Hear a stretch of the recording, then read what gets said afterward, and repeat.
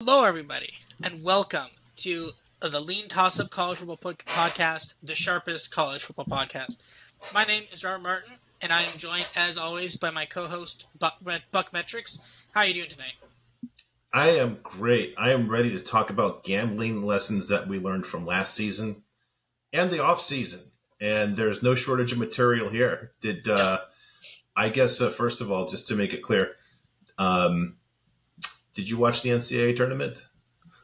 The basketball tournament? Yeah. Yeah, actually, I actually Okay. did. It was. I watched bits and pieces of it, so I can actually say this. I could say it now. I couldn't say it at the time. But my company, Matrix Research, we were partnering with Florida Atlantic University to do polling for Florida, and we were actually doing that during the time. So I was like, and we were having meetings with people at FAU, and like before the meeting or after the meeting, they'd be like, "Oh, the basketball team's doing well." Like way before the tournament even started, so I'm like, "Oh, I'll keep an eye out for them." And they kept winning and winning, and then it's like, "Oh my god, this is really." And then like eventually, I just started watching the games. My parents like, Why are you watching like this random Florida team?" And I'm like, "Well, I explained it to them." And they got it. It was funny. So yeah, and like they came so close to getting to the finals too. But yeah, it was this amazing story. So I was cheering for Florida Atlantic the entire time.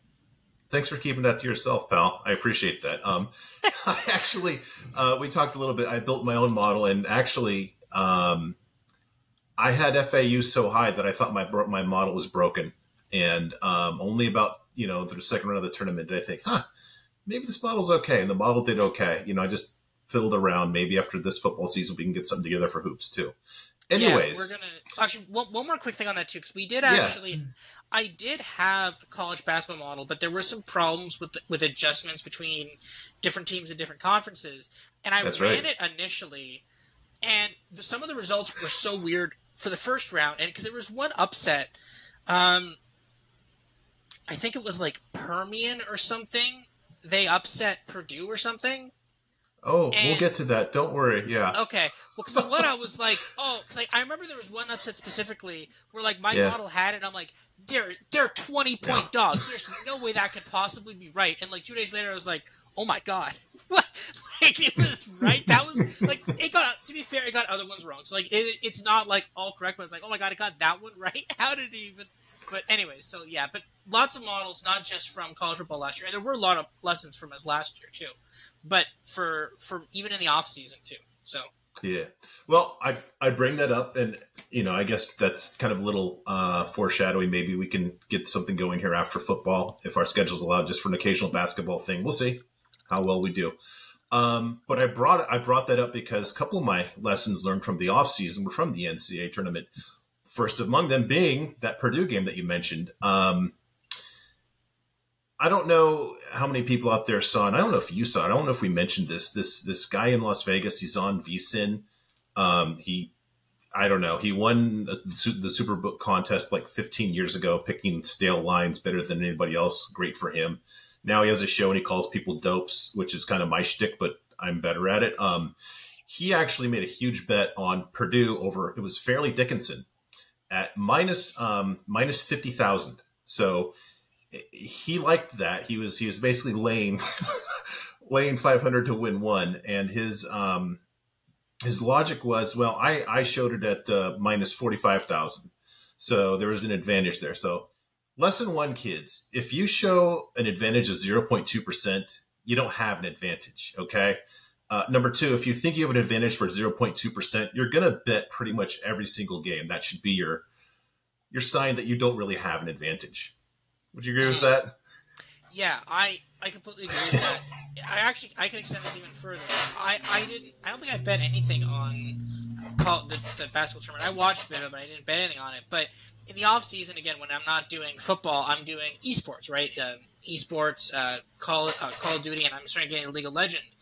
And the thing is, sometimes you will be like, oh man, this team's a massive favorite, and the money line will be like minus 1,200. You're like, well, can't bet that because stuff happens, right? I mean, we're literally, in college football, we're betting on 18, 19, 20-year-olds. In esports, it's roughly the same age. Like, the esports pros retire at 25. They're like, I'm done. My wrist's messed up. I'm done. Like, that's literally like, so these people are not that much older than college pros, right? And, like, you would feel, like, the thing is, now the flip side of that is because the reason I never touch anything that big is because there's so many times when I've cashed 8-1, 6-1, because you could. Some of these lines on esports are so bad that you can easily do that. But like that's the thing, never lay a big favorite. And even then, if you like, instead of laying that massive favorite, like Purdue is going to win or this team is going to win, then throw something a lot smaller on just the spread, right? I mean, the thing is, like, this isn't like you're not short selling a market. You can only lose as much as you bet, right? Like if you bet $100 or $10 or whatever on a spread, you only if they don't cash that spread, whatever, you just lose that money. Okay, not a big deal. But if you throw your entire bankroll, thousands of dollars on a team at negative 50,000 to win even a small amount, you could lose that entire thing, right? Like that's a massive loss potentially because you're just trying to get even a small amount back. So yeah, if you really, really want to bet that game, then just put a small amount on a spread and you lose it. Oh well, lost it, not a big deal. But Agreed. If you don't, then you're fine. So those are literally the kinds of sucker bets where they really make their money. I think it was great, and credit to the guy for owning up on his show about it. But those are, like I said, those are literally the kind of bets where they make the most money. I'm curious, what would be the most that you would lay? I know it's totally contextual, but for me in football, if it's going to be more than like minus 350, I'm out. Yeah, I can't. What's about your limit? I honestly, I don't go past much 188 because, at a certain point, it's just then just bet a spread, right? Like, bet the minus 3.5. Because even at minus, I love betting the money. Like, any dog, you can bet any value, right? But, if you're betting, minus 200, minus 250, you're having to bet, $25 or $250 to get 100 back, right? And unless you're really, really confident, but if you're really, really confident to win that, then you're probably really, really confident in covering whatever the spread was. Because minus 250, the spread is probably what, 6.5, 7.5, maybe. If you're that confident in winning the game, then just lay that spread, right? So yeah, maybe a little more, but yeah, that's a good point. Yeah. Okay. Next one. This is. I almost take this one for the racetrack more than this milieu. Don't know if you remember, Gonzaga was favored by 3.5 over TCU. There was just a couple of late exchanges where Gonzaga hit 2 free throws with 0.8 seconds left to go up by 4. TCU is down by 4 with 0.8 seconds left. They predictably hit a 3-pointer to beat Gonzaga, and just gambling Twitter was just flooded with bad beat. Well, no. TCU shouldn't have fouled with 0.8 seconds left anyways. Number 2, you shouldn't have had that. Number 2, literally, I looked through the whole game logs. Gonzaga, a 3.5-point favorite, only led by more than 2 scores for literally only 14 seconds of the entire game. So, just kind of a word to the wise, brush up on what you call a bad beat, or you're going to look like kind of a sucker. Yeah, and there are legitimate bad beats. If Gonzaga had been winning by 20 and then just, they benched everybody good on their team and then it came back, that's a bad beat. In the last dying second, they lose by 1 or something because Gonzaga was just we're just resting everybody, then that's a bad beat. And there are a lot of times in college football, I think it's probably more along the lines of, what I think are the really bad beats are, and a lot of people don't consider it this way because I think we usually find a lot of value in dogs. But, if you've got, a 14.5 and that team is, leading in the third quarter or something, or, it's tied in the third quarter, and then the other team scores quickly, then, scores again, and then, a backdoor desperation interception return back for, interception. That's a bad beat. That's actually a bad beat. People would be like, see, they were going to cover anyway. It's no, they weren't. They were losing for most of the game, right? And, that's actually a bad beat, right? That's something like that. Or something like a 7.5, right? Where it's okay, they're tied going into the fourth quarter, they get a touchdown, then a pick 6 or something, and then everybody's see, they covered the spread, they beat expectations. No, they almost lost that game. At that point, people would be oh, well, see, they didn't cover the spread, you lost. And I'm well, you know what? Not only did I bet the spread in the money line, and okay, I lost both those bets, but they were winning. And the thing is, the way I evaluate a bad beat is this: if you at the end of the game, if you sit down and the way I evaluate if it was a bad beat is simple. You sit down at the end of the game and you say, which ticket would I rather have been holding? And you imagine, okay, flip the Yeah. ticket. If I had, Exactly. like, for example, Yep. if I had TCU plus, in that case, 3.5, or if I had that minus 7.5 and I was trailing or tied most of the game, would I, how long in that game would I have been like, never mind, I want that 7.5 back, right? That's how you evaluate a bad beat or not. Not whether or not, Exactly. like, this is, again, it's process, not just necessarily end results, right? Yep. Yeah. Yeah. And along those same lines, when I get lucky, I'll be the first to admit it. And I'll just say, yep, I've had a lot of bad beats and I've had a lot of lucky wins.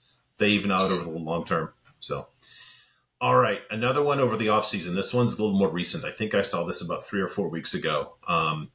Apparently somebody, there was some place in the Midwest that got their gambling license. And one of the first bets made there was a $75,000 money line bet. It It was in Indiana. mid-June, according to my notes. Yeah. It was on Alabama to beat Middle Tennessee State. Oh no, sorry. I thought this was the baseball one. Oh, no. Totally different. Oh, okay. So, but I think it might have been in the state of Indiana. So $75,000 on Alabama to beat Middle Tennessee State. Here's just another tip. 3-month treasuries, the time that it would take to grade that event, paid 3 times as much. You either have a problem or you don't know what you're doing, or most likely both if you're making that bet. God bless you. But man, I don't know. I kind of want to say don't do it. On the other hand, I'm delighted that they did it, because it's money like that lets lines come up that you and I can bet into. I guess I put it that way. Mm-hmm. Yeah, and it's such a random, like, that's months in advance. A lot of the time, like, okay, outside of finding value bets and value plays, a lot of the time it's not worth it to bet big favorites. Now, the only time it is actually, like, the only time, like, and even we talked a bit earlier about the number I would lay. If you have a bunch of, like, minus 200 favorites you don't hate, that's what you're supposed to do with a parlay. That's what a parlay is for, right? Like, and I don't play them often. It's only when I have a bunch of favorites that I'm, like, moderately confident in. Like, so for example, on I'll give you an example here. Sometimes in Call of Duty or League of Legends, sometimes because League of Legends sometimes plays best of 3s, Call of Duty sometimes plays best of 5s. So when you have the series handicap of, like, minus 1.5, because sometimes when you have a team that's so favored, that, like, minus 1.5 gets juiced to, like, minus 200, minus 275, and you're like, okay, this team is going to, like, 3-0 this team or 2-0 this team. There's, like, a 0% chance that they're not going to do that. And then they're going to 2-0 or 3-0, and then they're going to 2-0 or 3-0, right? So then you combine a couple of these together, you get something around even money, and you're like, cool, let's fire that, right? Because, like, that's not bad. That's what a parlay is supposed to be for, right? Because there's not much. Yeah. Because the thing is that money line is like minus 1,600. You can't do anything with that money line. You can couple, and you know what? If one of them lose, and again, you're not betting the house on this parlay either. It gets it so it's bettable. So because, like, you can't bet a minus 275 sweep somewhere. It's like, okay, they could do it, but you're laying a lot on that, right? So you combine a couple together, and you know what? You lose it. Okay, fine, whatever. But my model specifically is really good at figuring out who the massive favorites are. So in that case, then I can just lay a couple of massive favorites, and it's usually pretty safe. Yeah, so that makes totally sense. And yeah, one more question for this bettor. We all, like, when we grab the dog, like to say, yeah, had a money line, and I'll be the first to brag and post that on Twitter. Are you really going to, like, brag to your buddies? Yeah, I had Alabama over Middle Tennessee. Yeah, I just don't see the the brag there. All right. Next one. This is going back to last season. Collaborate with smart people. You and I did okay. Our models separately did okay, but the dual model picks were over 59%, which is just about, realistically, if you ask any pro, that's about as good as you can do. It's weird that we hit, together that, and people say 60% is where you kind of wonder if somebody says they're hitting 60% of their bets. So it's fun to do it alone, but it's better to find a smart person and bounce ideas off of. The dual model picks just really came out of, we were talking about this earlier. Last season, week 5, our models both had UCLA over Washington, who was hot off that win over Michigan State, and UCLA had just struggled with South Alabama and just really done nothing. And both of our models had UCLA, and we were kind of, what? But we bet it. And then UCLA actually was up by 15 until a late touchdown by Washington. But we had something like crazy, like I think like plus 7.5 or something. Like it wasn't even like close. Yeah. Like we were fine. So and this is the thing, right? And it's funny how it kind of evolved from that, because I think I made an offhand comment like, oh yeah, UCLA struggled last week, but like I really had them favored this weekend, and I'm like, I don't even know that's true. And you're like, actually, I also have them favored too. Like we're like, what? And then they won, and we're like, okay, maybe there's some value in this. And then we looked at it, and then sure enough, we found a lot of these combined model plays actually, and it's good, right? Because one model will, I think, there are certain factors in one model that will lead it to uncover certain inefficiencies, and other models have the same thing. But if they're both finding, or if there's two ways in which a model is like a line is inefficient, if they both say the same thing, then that means that there's a lot of problems there. And the thing is, the other part of this too is the fact that books don't necessarily care, right? Like books will gladly take your UCLA bet there because how much money was on Washington, right? Everybody was probably laying the points with Washington.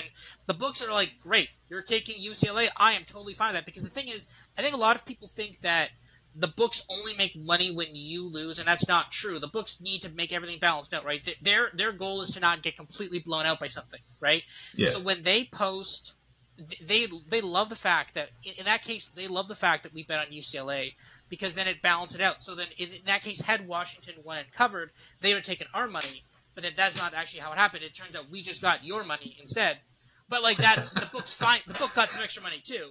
Yeah, basically net of the book's book's totally fine with that balancing pull. the liability. Mm-hmm.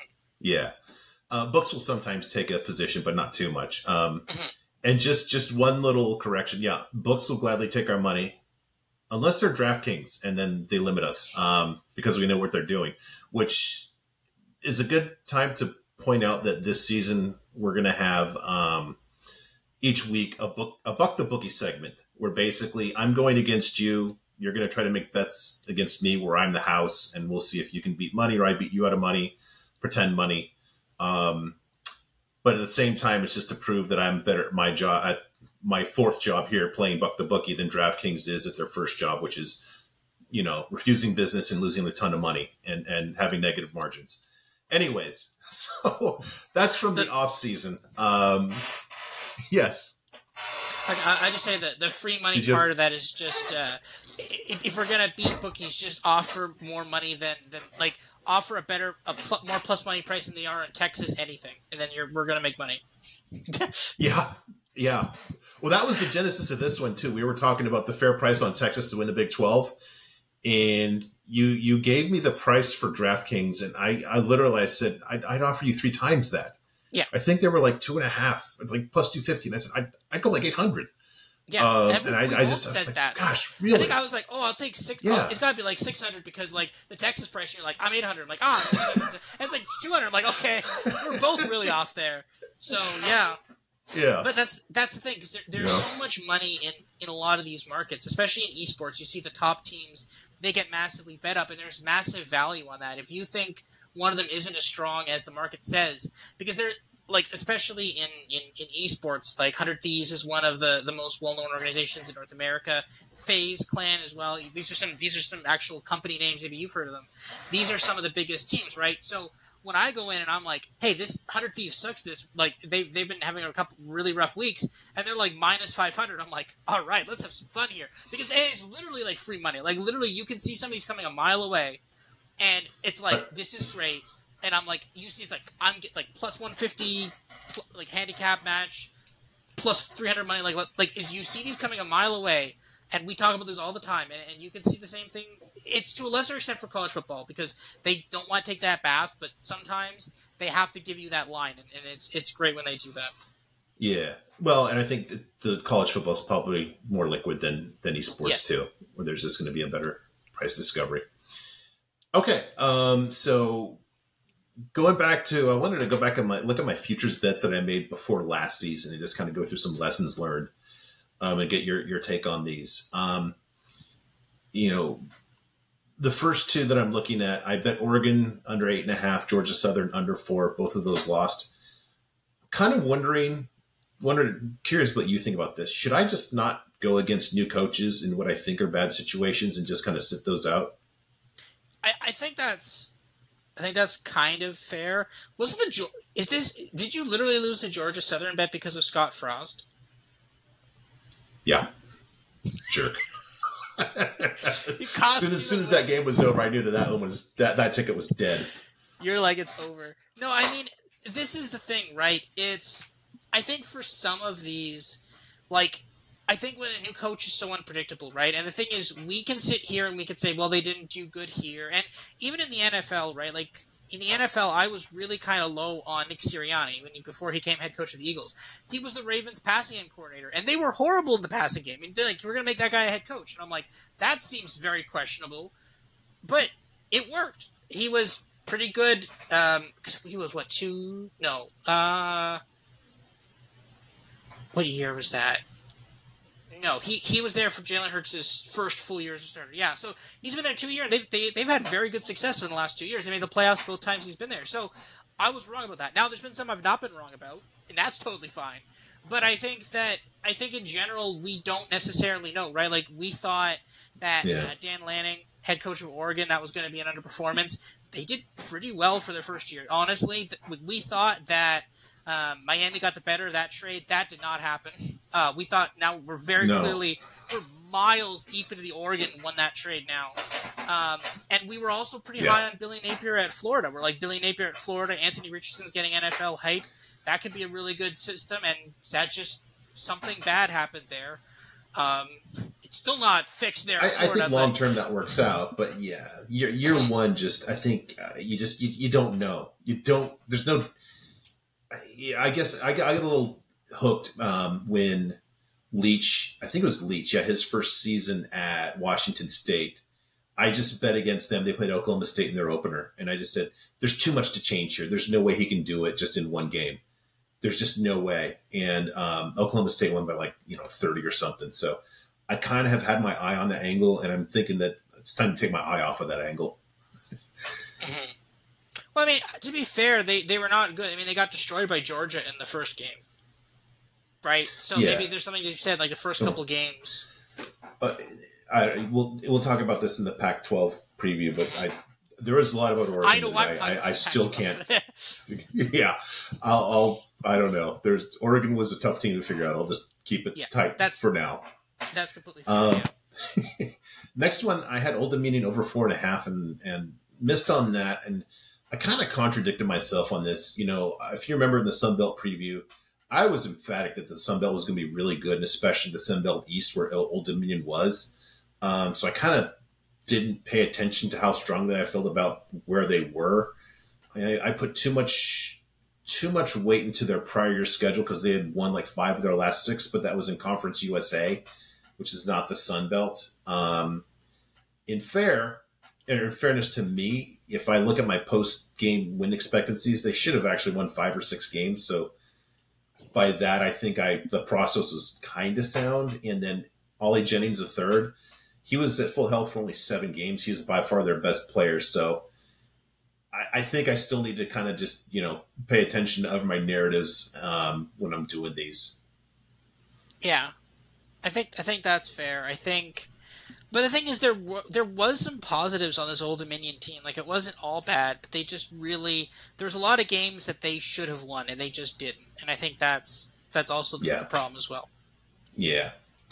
All right. A good one was Wisconsin under 9. We're going to start doing our conference previews here shortly, and I'm going to have, some teams that I like over or under, but I kind of want to hear what the smart people and the people who think they're smart that have national audiences say. Because I was pulling out my hair all preseason, hearing everybody say, well, hey, Jim Leonard always figures it out. And they got a good quarterback in Graham Mertz. Well, Jim Leonard had 2 guys returning, and I like Jim Leonard. He eventually figured it out, but it took him a month and a half. And guess what? Graham Mertz, sorry, not the best quarterback we've seen in the Big Ten. So I kind of want to see, the market had clearly overvalued, the quarterback more than the defense, although, they just overlooked everything because of historicals. And I want to kind of see these narratives. I did a good job of picking that out for Wisconsin because I had an inkling, but the previews really just kind of gave me an inkling. All right, the market's just missing this. And like I said, as much as I'm going to throw out some plays during the previews, I really want to, listen to other previews and see, all right, where do the what are the sophomoric plays, I guess, where people are just kind of overlooking it. Mm-hmm. Yeah, Wisconsin is going to be a very interesting one for this year specifically. But yeah, there's always kind of random programs because again, the only reason Grant Mertz I think even had any hype at all was because they're still kind of, and they are still to a point, but less so now. But like, they will still salivate over like a 5-star blue chip prospect years into college, right? Like any moment now, especially if he has 1 or 2 good games. Like we're still talking about DJ Uikalahai over there and it's like they beat Notre Dame that one time. Like we're still having that. Like here's the thing, like this is 20 now months ago, guys. Exactly. Like this is the thing that should be done. Like if you're evaluating him and UJ Callahan, and we're gonna talk about grammar in a second, but you're evaluating DJ Callahan, you just ignore those games where Trevor Lawrence was I think it was COVID. Yeah, ignore those games where Trevor Lawrence had COVID. That's it. Those don't apply anymore. Those are long gone. They're done. But people are still like, they beat Notre Dame. Like, or I think they almost beat Notre Dame. They didn't even, actually, I think they did lose to Notre Dame. I think they almost beat Notre Dame. But like, no, those are done now. That's it. It's over. Those games are long in the past. Yeah. You can't bring those up and evaluate him. And they're like, I read, I can't remember which article it was, but I think it was when he transferred to. When Mertz transferred to Florida, they're like, man, he looked really good in his like first 5 games at Wisconsin. Like that was like years ago. Like those don't apply anymore. Did you see it though? But I mean, he looked great against New Mexico. I mean, like, literally, it was New Mexico. No, they're not even talking about that one. They're talking about like, he's like, it was one of his first starts in Wisconsin. I think was that. Like, that's the thing. Like, it's just you can't keep that. And again, I think when there's so many people in college football, it's extremely hard to keep track of some of these people. You're like, some of them you're like, oh, this guy is here now, right? And you call up the tape and you're like, well, he was really highly recruited out of whatever. And like, you have that, but you're like, the stats like, well, maybe you could get, like, and again, to be fair, there's a lot of people whose job it is for content of this, and they're like, maybe he could do that, or, so like, they kind of churn this, but to be like, we are the ones putting money on this, right? Like an author, a writer somewhere, they don't have to do that. They can be like, oh, well, and we see this in politics a lot, where they're like, well, it's the last election, anything could happen. Well, no, guess what? We probably know who's going to win. Like, we're in a congressional district in the South, the Republican's going to win. Sorry, guys, that's how this works. But, like, it's not going to come down to turnout. The Republicans got this in this district. Or if you're in L.A., the Democrats got this, right? So, yeah. Sometimes you know how this is going to play out, and while their job is to do this, our job is to put money in and smart money on this, and we're not betting on something that we have not seen or have not seen in a very long time with some of these players. Yeah, there's actually, you brought up a couple of ideas for me. There's a couple of sports movies. I don't know if you've seen either of them. Seabiscuit or Cinderella Man. Have you seen either of those? I may have seen Cinderella Man, but not Seabiscuit, no. With Russell. Okay, so Seabiscuit's about a horse that, great horse, gets injured, has to retire. Then, like 2 years out of retirement, he comes back to win the Sanity to Handicap. Cinderella Man is about Jim Braddock. He was like some title fighter. Then he actually came on really hard times, and I think he didn't fight for a couple of years, and he came back to win a title again. I think you've got like a Seabiscuit syndrome or a Cinderella Man syndrome with some of these, where it's like, yeah, hey, Graham Mertz against New Mexico. And you know what? I'm going to file that away. So the first time, if he has a good game for Florida, I say, well, hey, yeah, we saw it against New Mexico. We knew it was there. Anyways, next angle. Couple of good ones I made. South Alabama over 6. That was probably my best one because they won 10 games in the regular season. One of those was a last-second loss to UCLA. And then Tennessee over 8, which was really easy too. But the angle of both of those, there was... it was year 2 after first year in which a new head coach showed big improvement on his side of the ball. South Alabama, coached by Kane Womack, the former offensive coordinator at Indiana, and Josh Heupel at Tennessee. They both moved their offenses way up in year 1. And, I've kind of mentioned that last year when we were talking about the other side of that, the Mel Tucker thing. When a new coach really gets his side of the ball moving in year 1, I like that. I also, I don't know. Do you agree with that angle, or are you a little skeptical on that one? Which angle? okay, year one head coach, offensive guy moves his offense way up. The program's definitely on the right track, even though it might be invisible. Yeah, I generally agree with that. I think Tennessee had kind of a really good year, and I don't know exactly how replicable that's going to be, because they do play Alabama every year, but they are like a pretty good team in the SEC Yeah. East. Again, we're not going to spoil the SEC preview, but they a lot of these have become like, Tennessee is a really good team. Especially that being said, though, South Alabama, when you look at the G5, a lot of the times, a lot of these schools are like, it's one or two key players, and then they're gone, and then all of a sudden it all collapses back, right? True. So we'll have to see what happens with South Alabama, but I mean, they seem to be pretty good. Like they almost beat UCLA. They were pretty good last year, so I think it's well, I think they could be a serious force going forward. So yeah. And the other things about Tennessee, the market, kind of the other side of the Graham Mertz thing. I loved Hendon Hooker. My metrics loved him when he was at Virginia Tech, and I think the market completely overlooked what a good year he had in his first year at Tennessee. The other thing is Tennessee had, in Heupel's first year, 1.4 games of bad luck, which brings me to some other luck plays.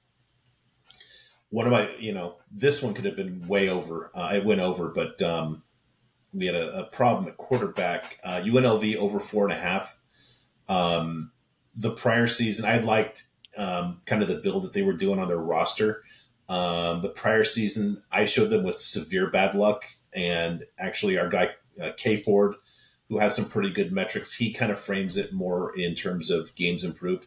He had a similar kind of bad luck metric, so that was easy. On the other side, you had San Diego State. I had them going under 8, Northern Illinois under 7.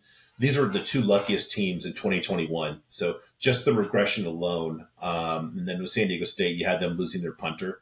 Northern Illinois, I don't know if you remember, they had won like 6 games by a total of like 15 points or something crazy like that.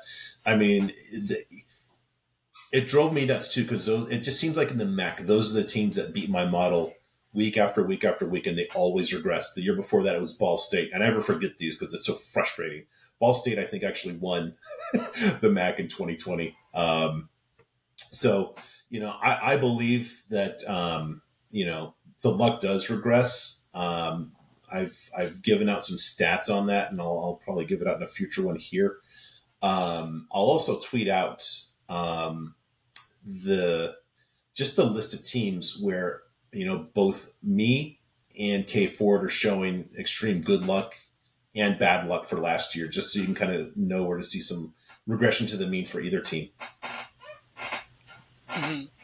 Yeah, San Diego State was a really good call by us, because we basically were like, so much of this team was literally just because they could punt it like 60 yards down the field. Yeah, because they basically would always get shorter fields for that, and they'd also have more defense, and we called that, and that was just an amazing call there. Northern Illinois, again, there's always some MAC team that like does really well the year before and then just gets obliterated and has like 3 wins the next year. It's very weird how the MAC works. But didn't they cover the spread against like Kentucky or something? Was that Northern Illinois, or was it someone else? That was last year. Yeah, they did, but they lost. They lost. I remember that was a combined model play where we were both. That was a combined model play where we were both like, "This seems insane," and we're like, "But both models say it." And then, like, I was watching a game. I'm like, literally, what is happening right now? How is this MAC team competitive with a team that people thought was one of the top teams in the country? Like, how is this? What is happening? Now, eventually, Kentucky won. Didn't cover, I think this was 19.5 or something. They didn't cover whatever that number was. Yeah. But, it was just, literally what is happening right now? Northern Illinois was, winning. I'm like, it's literally insane. But, yeah it's... Wow, I forgot about that. Good memory. On the other side, I've got, I lost on Clemson under 10. I won on Texas under 8.5. So I bring these two together because what I've noticed is not all luck regresses, and there's a group of coaches that kind of overcome that. So I did a little analysis going back 3 years, and I saw who what's really most impressive to me is if a team has good luck in back-to-back years, because then you've basically just completely beaten their regression. If you have a 2 out of 3 years, and I think you're doing something right, where basically you just, your team can execute in the stretch and overcome, a crappy game, to put it worse, to put it mildly. So here's my good luck coaches. So in the 3 years, Brian Kelly, this is nuts. I mentioned this last year. He had Notre Dame. He had them with good luck, significant good luck. We're talking like more than a game and a half. In 2020 and 2021, then he goes to LSU, and again he had over a game and a half of good luck. That's just, and I've, it's no secret. I'm a huge Brian Kelly fan. The guy just knows how to win games, and that's proof. This next game, that name surprised me. Mike Gundy. All 3 years he's been on the good luck list, which I wouldn't have guessed, but his offenses, I guess, probably just know how to perform late and at least, overcome crappy stats. Dabo twice in a row, Harbaugh twice in a row. This one surprised me, but I can see it. Jeff Brom, again, quarterback coach. 2 years with Purdue. Jeff Monken at Army. This is interesting to something to think about. He had them good luck in 2020 and 2021, and last year Army was a bad luck team. So we're not going to really do independence, but just put that in the back of your mind. Look for Army to really have a swing, regression to the mean and an increase in their record this year. Jeff Traylor at UTSA has gone back to back. He did, I thought for sure UTSA was going to regress last year, and they were again a lucky team. Chris Creighton at Eastern Michigan. He clearly knows what he's doing. He's built Eastern Michigan out of a hopeless situation. Blake Anderson at Utah State, which surprised me. But he's had that team back to back. And then a different kind of one, kind of like Brian Kelly, but not nearly as impressive. Lincoln Riley had Oklahoma as a good luck team in 21, and then USC as a good luck team in 2022. Not quite the same, but it's interesting that he was able to do that twice in a row. Any names that surprised you or that you thought might be on there that aren't? For good luck, I'm vaguely surprised Saban isn't. Or where does he fit on that list? That's, rarely do they. I think because they're so good that there's not a lot of luck. They're not really outplaying because they basically are just, they play like they should beat you by like 20 and they beat you.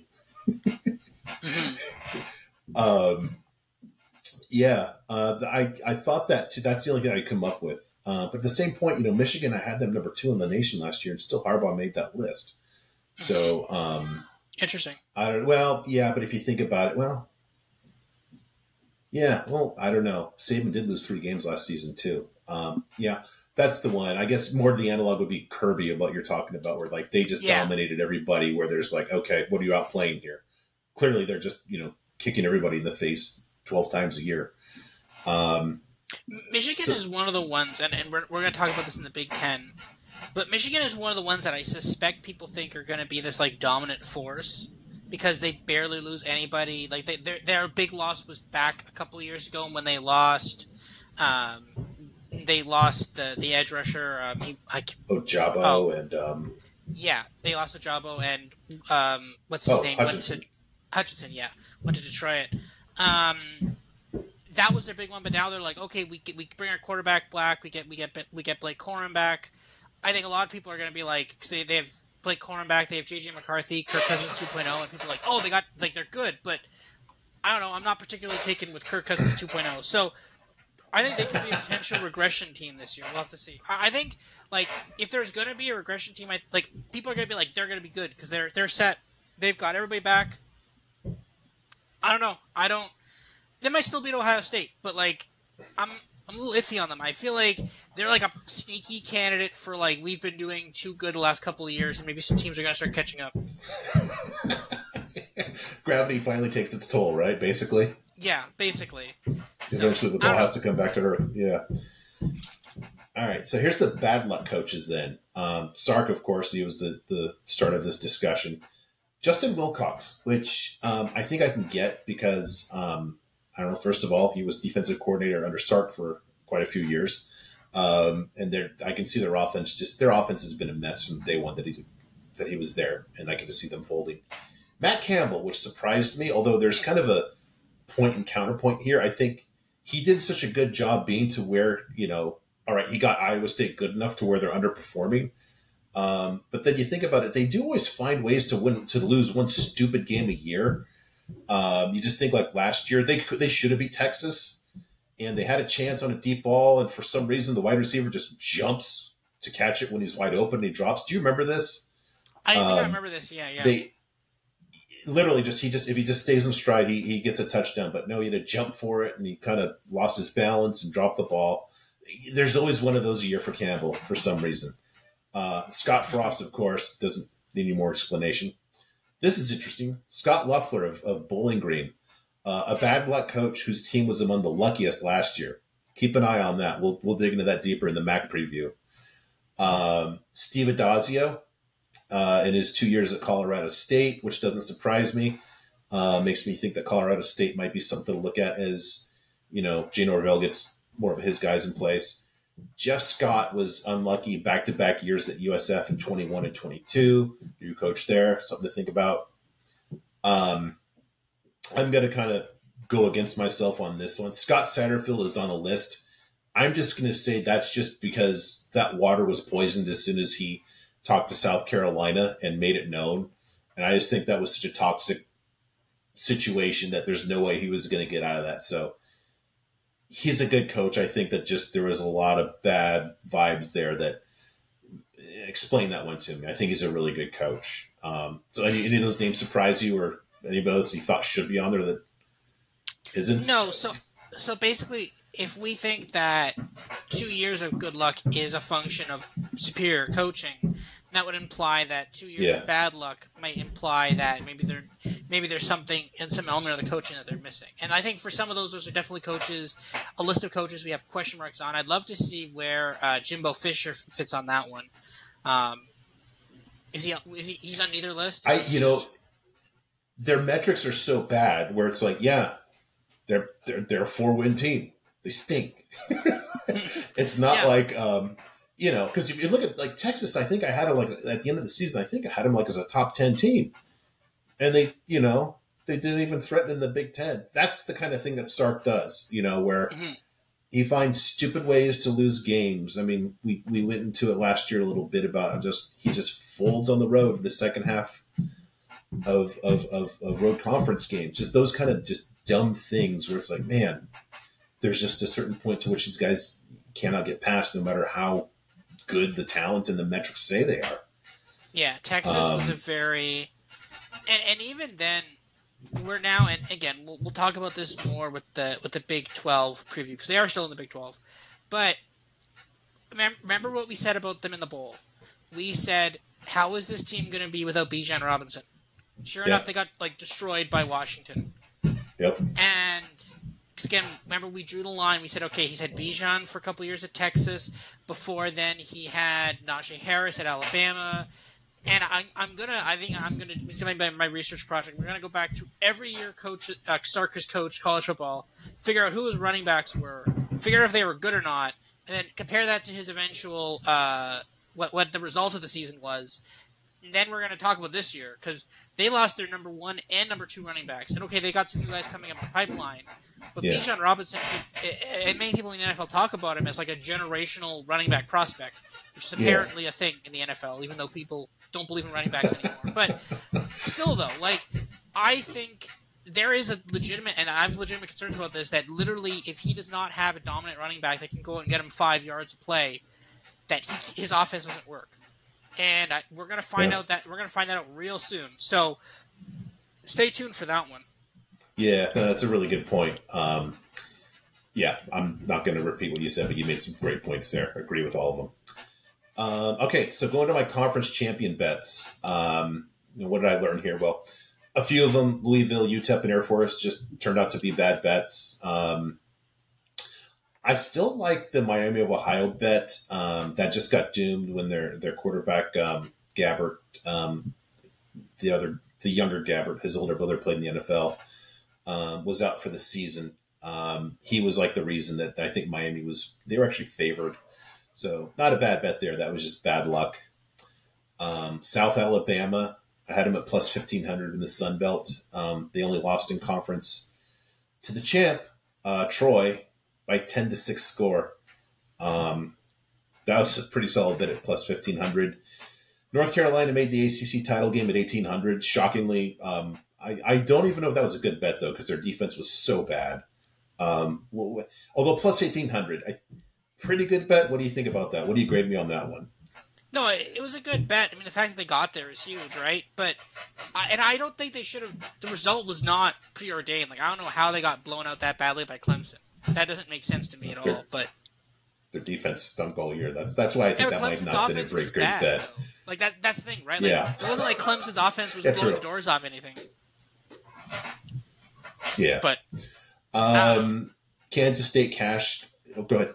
Yeah.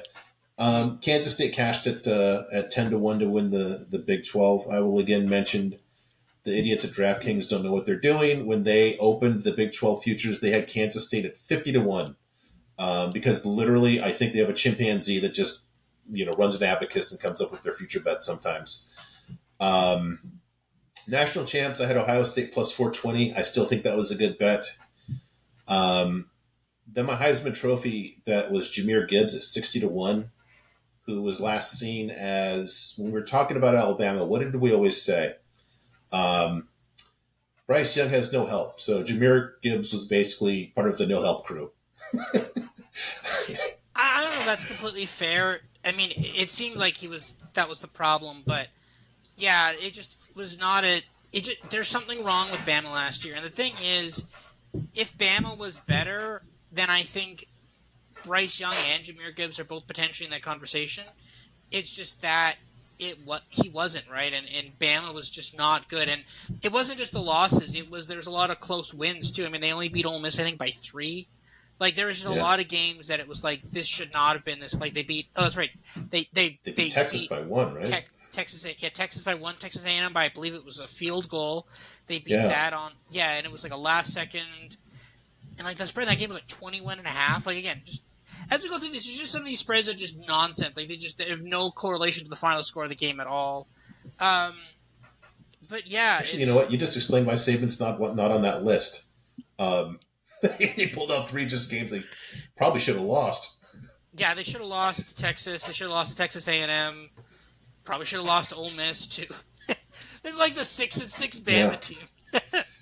But no, like, this is the thing. And I think Jahmyr Gibbs got drafted 12th by Detroit, right? So it's clearly not this is a bad... 12th overall? Yeah, he got 12th overall to the Lions. Wow. Okay. Oh, yeah, that's right. You don't follow the draft that much, do you? No. I was shocked when I was 12 overall. I was shocked by that too. But it is what it is, I guess. Yeah, I thought it was going to be later. I wanted them to take. See, I thought they were going to take the. I thought they were going to take. Who was it? The cornerback from. Oh, I thought they were going to take Devin Witherspoon, the cornerback from Illinois. But then the Seahawks took him at 4, and then Lions were stuck, and they didn't like anybody. So then they were like, okay, we're gonna go back. They traded back, I think, to who did they trade back with? I think they ended up getting like the 12th overall pick, and then I thought there's a couple other pieces they could have taken, but they ended up with Jahmyr Gibbs. So. I guess they liked him. So we'll have to see. That's going to be the real determinant of that this year, is if Jahmyr Gibbs does something with the Lions, which he can because they trade away all their other running backs. So he's gonna do something at least. He will have the ball this year. So let's see what he can do. But no, I think that was a pretty fair bet. Ohio State was pretty good. I don't know. That was like the highest price all season, literally, except for like the one week after they lost to Michigan where it looked like they were iffy to get in and they needed some help. That's the only time the whole season that was above the 420 that I got. So I still think they were the best team, and my metrics have number 1 in the nation. If there isn't a very weird if there isn't the worst field goal of all time at midnight Eastern, then they could be national champions right now, right? Yep. Yeah. So no doubt. Okay, one last thing. I mentioned this last year, I think, before the season. There's 2 places in Vegas where I make my bets, Circa and Superbook. Circa is really a market maker where they just kind of take all the bets and, like you said, they just try to even up their lines. Superbook is a little different. Their guy will actually take a stand every now and then just to get some more action. And it's interesting just to see where he takes a stand and how he did. So I did a little analysis here. I just said, I looked and I said, okay, where did Superbook take a stand against the market using Circa as a proxy for the market? And how did they do? So he took 28 positions, the manager of Superbook. He actually went 14-14. Or no, I'm sorry. He had 14 going over and 14 going under, which is interesting because one of the things you always hear is that, well, sharp people bet, they bet dogs, they bet unders on everything because the public likes overs and high scores and favorites. But he was split even between overs and unders. He actually won 16 of the 28, which is 57%, but his ROI was 2% because he bet a lot of favorites between those overs and unders. Beat the market by 2%, which is interesting. I don't think it'll influence my plays, but didn't do quite as good as me, but I won't claim to be better than him since I respect the guy and he runs a very profitable big book. It's also interesting. Just one last note on Circa. Last year, there were a lot of games or teams they didn't offer totals on. Basically, Sunbelt, MAC, Conference USA. I think they did the Mountain West, and I think they did American. But they're doing all FBS teams, even Connecticut this year. So pretty cool. Looking forward to that. Yeah, a lot of them are starting to do that now. Bet365, they were a bit slower to get the non-D1 teams out. And I don't think last year they even had non-Power 5. But now I can bet every team on there. So a lot of this is slowly working its way through, right? It used to be only the big leagues, only the Power 5, right? But now there's a lot of people like us that were just we just watch anything. And again, you're starting to see this. Well, no, I mean, and this is the thing, right? You'll see a lot more of this now because you're seeing Conference USA. I believe they're specifically moving to Wednesday games, right? Yeah. Maction. We'll talk about that. Yeah, yeah. And I think the Big 12 is moving to Fridays, or some teams are trying to move to Friday night games too. Yeah, and their next TV deal, I saw at least that they're going to. I haven't looked at the big schedule. Yeah, and I think the Big Ten is moving to that too. So there's a lot of these that are going to be, now they're seeing it more through the week. And the fact is, there's an appetite now, because especially when you're not, because obviously you've got Saturday football for college, Sunday's the NFL, you got Monday Night Football, and you got Thursday night NFL football. And basically every other day of the week is not covered by football. And I think I think the major media companies, ESPN, are realizing, hey, guess what? If we put football on those days, people still want to watch football. And this is the thing. So they're going to come watch football on a Tuesday or a Wednesday or a Friday because people are just sitting at home. And again, the thing of it is, you got to wonder, how many people are watching a Maction game on a Wednesday, and then how many of those people have money on this game? And it's got to be at least half the people. Well, there's no way that less than half of the people are they have some sort of money on the game. There's no way. I mean, it's entertaining, but there has to be. You have to have money on this somehow. I'll watch Maction without money on it because I love it. So, but maybe I'm just I don't know. That's why we are this podcast. I mean, we don't travel on the path that's well worn, right? No, we do not. No. So. It's only a matter of time before D2 stuff starts rolling out. Well, you can already bet on D2 games, but D2 futures, D2, all this stuff. It's only a matter of time. Yeah. Okay. Well, that's it for the lessons learned. Good stuff. Looking forward to the totals, and like I said, my initial plays will be through each conference preview, and I'm sure you'll have a few. I hope you better. That's what you're here for, right? Yes. My model, I haven't been able to run them all yet. Hopefully we'll have my model run by August or so. But again, I have a general sense for what I think is this is a good idea, this is a bad idea in terms of these team compositions currently. So I'm we'll get there. But yeah. Okay. So that's it for lessons learned. Thank you, everybody. Yeah.